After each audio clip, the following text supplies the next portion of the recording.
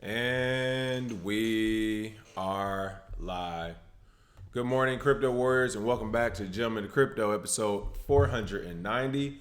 Today is Thursday, October 17th, and I'm King. And I'm Bitcoin Zay, here to bridge the gap between cryptocurrency and the community, Monday through Friday at 10-ish. 10-ish, and today we'll be talking about the 18th million Bitcoin to be mined this Friday, leaving only 3 million. Bitcoin maybe is a partial store of value, concedes Nouriel Roubini. Crypto-friendly browser Brave hits 8 million monthly active users, us being one of them today, of course. And last but not least, epic on-stage Satoshi t-shirt trolling of Craig Wright earns community praise. That as well as, I guess, Craig Wright being called a few other names on stage. But first, what's going on with those prices? Oh, yeah. So, like we said yesterday, saw a lot of red. Today will probably be green. Of course, today was all green across the board in cryptos. Bitcoin up to $8,111, up 1.5%. Ethereum sitting at $178, up 2% today. Even Ripple had a huge bump up of 6%, up to 30 cents. Bcash holding strong at $219, up 1% today. Litecoin at $55, up 4%, and EOS at $2.94 is up 1% as well. So green across the board after yesterday. We're going sideways, people. Oh my goodness. This is okay. I saw somebody say sound. Come on, Jizzy Mac, you scaring me, man. You gotta take your computer off mute. What's going on? What's going on, Antonio, Jarrell Jenkins? What's up? What's up? Yeah. As we say, this price, we were waiting to see what it looks like after the whole build up to back. If you remember, we got up to $10,000 to $12,000. We were bouncing around, and it looks like as of now that was just the price point for the build up.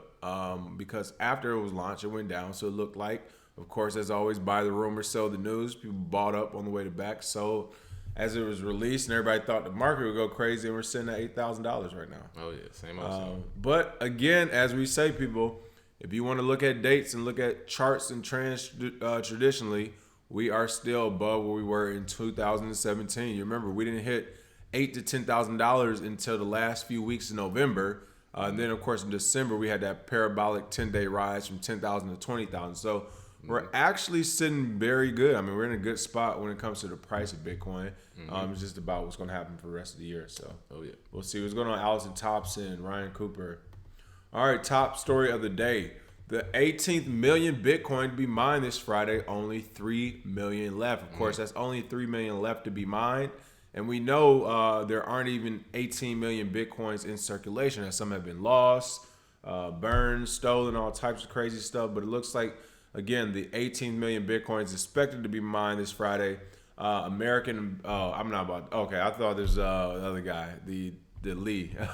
American investor and co-founder of the investment firm Morgan Creek Digital Assets, Anthony Pompliano tweeted. I mean, shout out for Anthony tweeting it, but I'm not sure why they mentioned Anthony in this article. This is global news, but I mean, this is pretty cool stuff. What's going on with this hashtag 3 million left? Everybody's about to start throwing out there. Oh yeah, shout out to Pomp. Always good at getting people hyped up about Bitcoin. Basically, he stated on Twitter this Friday, the 18th million Bitcoin will be mined. There are only 3 million left, and he wanted to start a hashtag called 3 million left. He basically wants to let the hashtag trend so the world can know about Bitcoin. Of course, that's what he does. He gets the word out about it. He's on CNBC talking about it. And basically, what that means is the supply is getting cut in half every time there's a block reward. And what that means is it's going to be harder and harder to get Bitcoin. 85.7% of the supply will be out on May 14, 2020. So if it's only 15% left with rising demand, that shows you where the price is going. So for those of you who haven't gotten it or are still thinking about it, maybe, well, you're going to get left behind because it's not that many left, and it's even harder to get it through exchanges. So yes, Friday, 3 million left, and then May 2020 is the happening. Should be fun. It's going down. All right, Bitcoin maybe is a partial store of value, concedes Nouriel Roubini. I couldn't believe when I actually read that headline. I mean, wearing them down. We are right, wearing them down. Look, we rope and doped them for the field 10 rounds. Last two, we swinging back. Economist Nouriel Roubini, also known as Dr. Doom for his prediction of the 2007-2008 financial crisis and his criticism of cryptocurrencies, has concluded that Bitcoin is, quote, a partial store of value. Roubini made the concession during a panel alongside high-profile crypto industry figures such as Brock Pierce, Bobby Lee, and Tom Vase during the CC Forum 2019 conference in London, October 16th. So he basically made this. He finally conceded once he realized the people next to him were worth more than him after working less than him. But yeah, this is crazy. See, I mean, this is a guy who's been anti-Bitcoin since its inception. I mean, 10 years strong. Mm-hmm. No Bitcoin, no Bitcoin, no Bitcoin. This is going to be it. And now he's coming around saying, all right, it might work a little bit. Where's this change of thoughts coming from? And, this has surprised me. Will we see, who's the other guy? Will we see, who's the other mainstream? Will we see the Gold Schiller pop up next? Peter Schiff. Will we see Peter Schiff next? What's going on? What made Dr. Doom come out and say, this actually works, besides it actually working? Oh, yeah. Well, Rubini, he's basically saying where Bitcoin is now and not actually putting into effect where Bitcoin is going. Mm-hmm. He actually states maybe Bitcoin is a partial store value, but it's not a unit of account. It's not a means of payment. It's not scalable, in spite of his rally earlier this year. So basically what he's saying is Bitcoin doesn't have the ability to be a unit of account or medium of exchange, which in the flow of how money starts, it starts as a store of value. Mm-hmm. Then you move to a medium of exchange. Then it becomes a unit of account where everybody around the world is using it. So he's basically just saying Bitcoin has no chance of growth or getting better, which is preposterous because we've seen it go from the wild, wild west to just sort of the wild west. Right, yeah. And we've actually seen it, a lot of different companies come as a result. So Rubini, he kind of conceded that it's a partial store value. He had to give that up. It's the best performing asset the last 10 years. He would get roasted on stage if he didn't concede just a little bit. But they need somebody to be basically controlled opposition. And he states as well, even the Flintstones had a more sophisticated system of value than crypto. So, of course, he's still going to throw his shots out there. But I'm tired of these people that have been known for getting one thing right, and then all of a sudden, everything they say. He predicted a crash in 07, 08. We're predicting the one in 2020. Like, don't worry. Yeah, we're predicting the one this year and next year. You can either choose one or the other. Like, it's just like, oh, he's going to crash? Yes or no. Like, it wasn't that big a deal. You throw him a Nobel Peace Prize, and all of a sudden they know about Peace Prize? Everything. Well, I think they got he got something, but I don't know. Whatever. Right. But these dudes, they keep spouting the same thing because they would rather go against the grain because it'll give them attention than to say they were wrong because that'll basically kill their whole their whole image. But my man Nurabini. And it's interesting. He said his admission arguably represents, or the article said his admission arguably represents, quote, baby steps forward in his stance toward cryptocurrencies. Or Tom Vey said that. Excuse me. It's something we call it here a base hit. These are base hits. They're not the home run of mass adoption and all that, but every time we get one more institution say, okay, we're working with it. Every time we get one more person who's one of those accredited or institutional representatives like Nouriel Roubini, Dr. Doom, again, these are all base hits. And when you just look at the facts of the thing, he's talking about it's not scalable. I remember somebody said that, not that it's not, but that was one of the issues someone said in the chat yesterday, and I responded.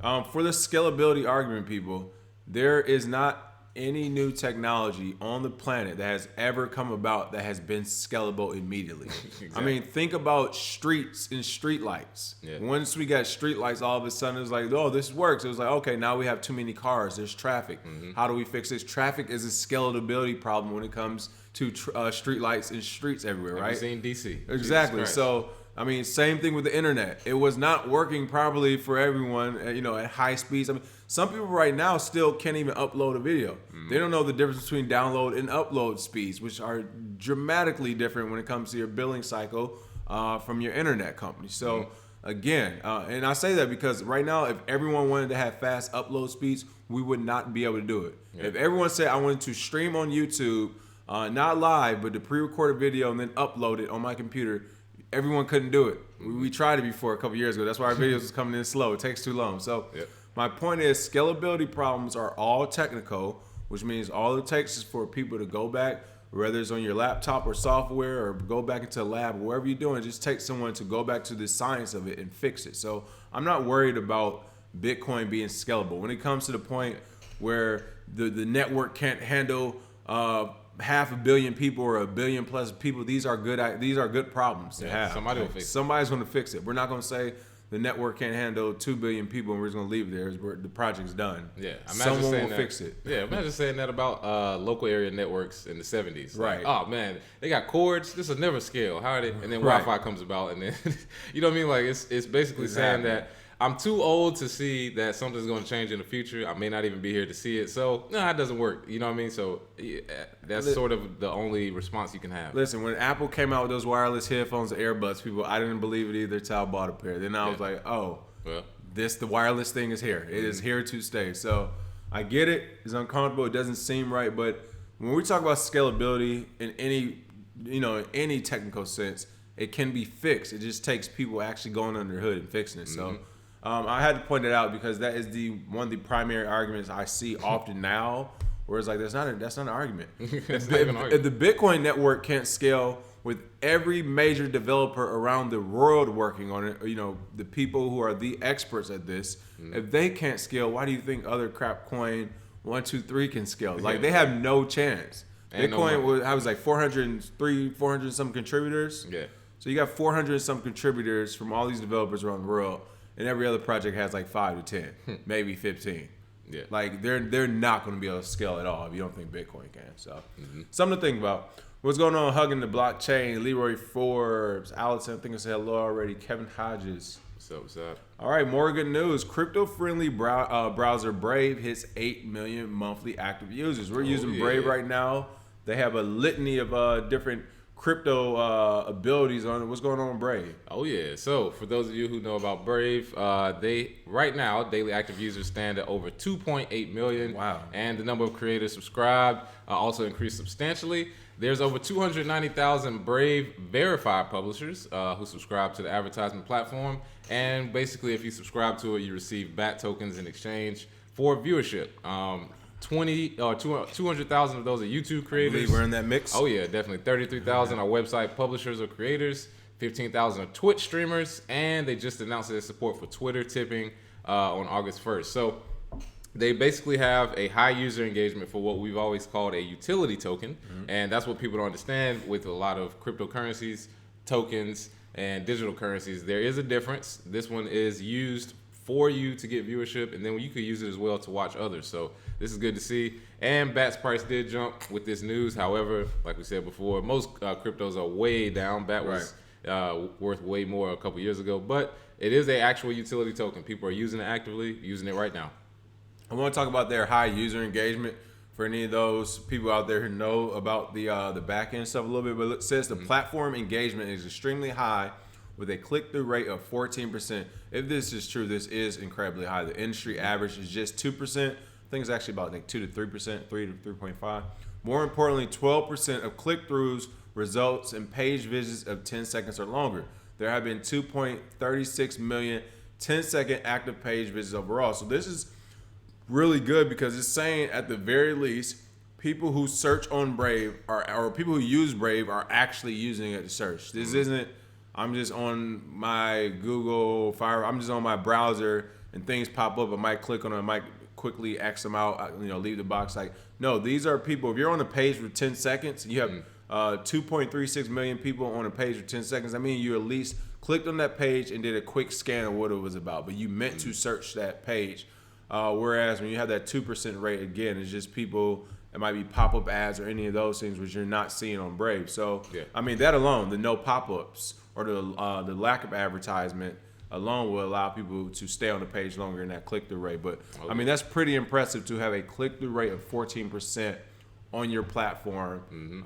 That means you're doing something right. Oh, yeah. And as a rewards program, they're teaching everybody else how to do it. They're like, all right, it has a fluctuating price, but it's a rewards program for doing what you already do. So if people want to sell it, they can. But once people see how valuable they are, owning those tokens could be very valuable in the future. Shout out to Crypto Blood. What's going on? What's up? What's up? If you all haven't already, make sure you go ahead and check out and subscribe to Crypto Blood on YouTube. Oh, yeah. Of course, he does crypto news every day. He's putting out videos Saturday and Sunday. And of course, Crypto Blood know we are waiting the countdown to the Libra project. He is under the auspice that it will not launch. Yeah. Right now, my chips are still on Libra. The only thing I think will change it is that if as we said yesterday, they end up partnering with the government in some sort of fashion or they backdoor deal. Other than that, I think they're launching, but we will see, crypto. Hey, man. We got to have you back on the show soon, of course. But as we said, folks, make sure you go check out that channel. It's great, not only cryptocurrency news, but general market analysis and news as well, people. He said, ain't going to happen, LOL. There we go. All right, we're going to wait and see. What's going on, Sergeant Crypto? Better late than never, of course. What's going on? What's up? What's up? All right, last but certainly not least, Epic on stage Satoshi t-shirt trolling of Craig Wright earns community praise. I like how it looks like Tone Vade is trying to keep the straight face. The laughter is incoming in like 3, 2, 1.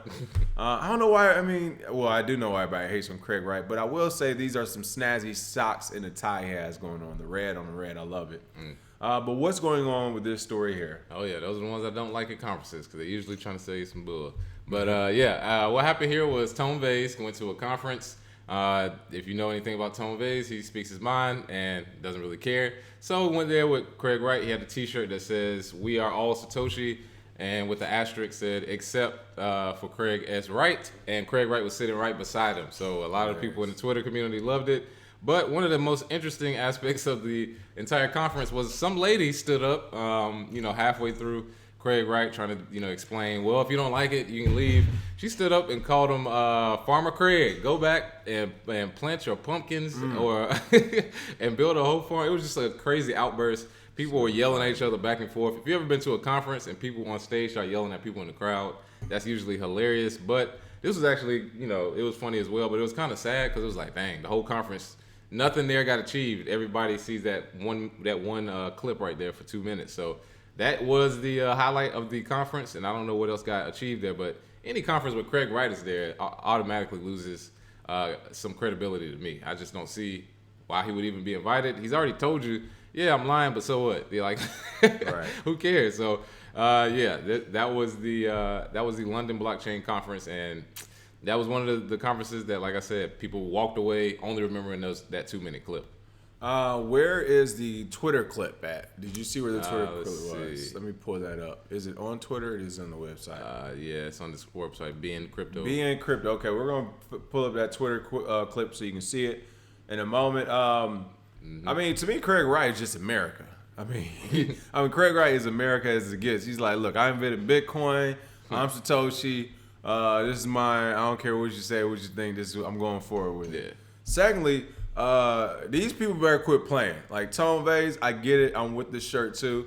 And again, this was also a response to Charlie Lee. Here's a tweet here. Many of us made the pledge to not attend a conference that invites Satoshi, yet you still plan to share the same stage with him. Shame.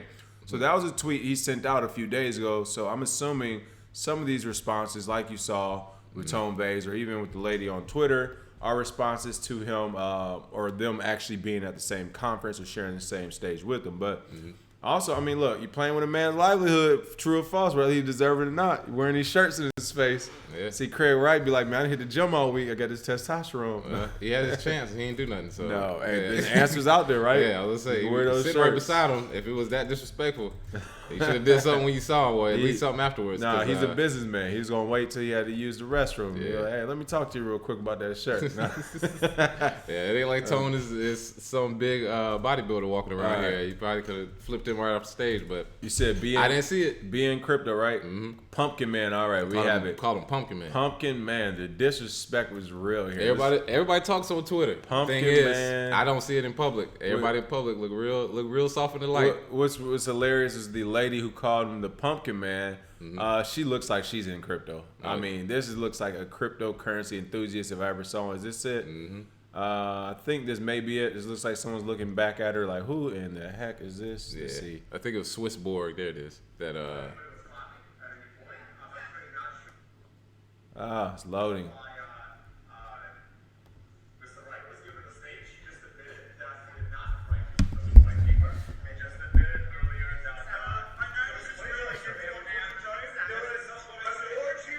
A lot of argument. I just want to get to the Pumpkin Man part. A lot of arguments, as you can hear, going on. As professional the crowd was, it wasn't that professional. Oh, we're getting a loading screen. Here we go. That's exactly what you want. You were a mole trying to crash Bitcoin. Farmer Craig, Pumpkin Man Craig, go super farm. Pumpkin Man Craig. Go to your. She told him to go back to the Go farm. back to the farm. All right. First of all, as being a former Michigander, I can't even say the word anymore. I'm from the Midwest. Leave the farmers alone, people. But that was pretty hilarious to call someone a farmer. Go back, Pumpkin Man. Pumpkin Man at a cryptocurrency conference. People, this is why the institutions are sneaking in right now. We can't. Worried about Craig Wright. As crazy as it is, we can't have it. But that was pretty funny to see. Definitely interesting. And I'm interested to see how he's going to respond this week. If he's going to say anything about it, or if he's just going to kind of be like, yeah, whatever. It's just another conference. Yeah, just another conference. We'll see. All right, last few things. Crypto and culture was going on. Antonio said he agrees with crypto blood. Libra ain't happening. What's going on? Carlos rolled in and said, ho. Who else we have in here? Right, everybody's laughing at the at Pumpkin Man. Pumpkin Man. He can be getting that all for the rest of the year. That's funny. You said he's softer than light. Yeah, I heard you say that. All right. Other than that, what do we have today? We ain't doing anything for the free crypto coin? Oh yeah. So for the free crypto coin, there are 3 million Bitcoins left as of tomorrow. Are you going to buy anytime soon, or are you going to take a chance and maybe wait later? Also, what do you think will happen during the halvening of May 2020? We'll look at the best answer and send those free crypto coins. You remember, people, this isn't gold or cash where you can just sit on the sideline like, well, I'll just wait till he comes out the bank with it and then, I knock him over the head. It's not going to work like that with crypto, people. It's going to be paper wallets hidden. There's going to be open dimes hidden. There's going to be phone wallets, desktop wallets. Yeah. So make sure you get yours while it's hot, right? Oh, yeah. And it's probably 1 million missing. So it's actually less, I think. I think it's probably less. Yeah, I think all together we probably 16 million left, 14 to 16. We'll see what happens. All right, that's the show for today. As always, have a happy Thursday. Make sure you smash that like and share button, and we will see you all tomorrow. Cheers. Cheers.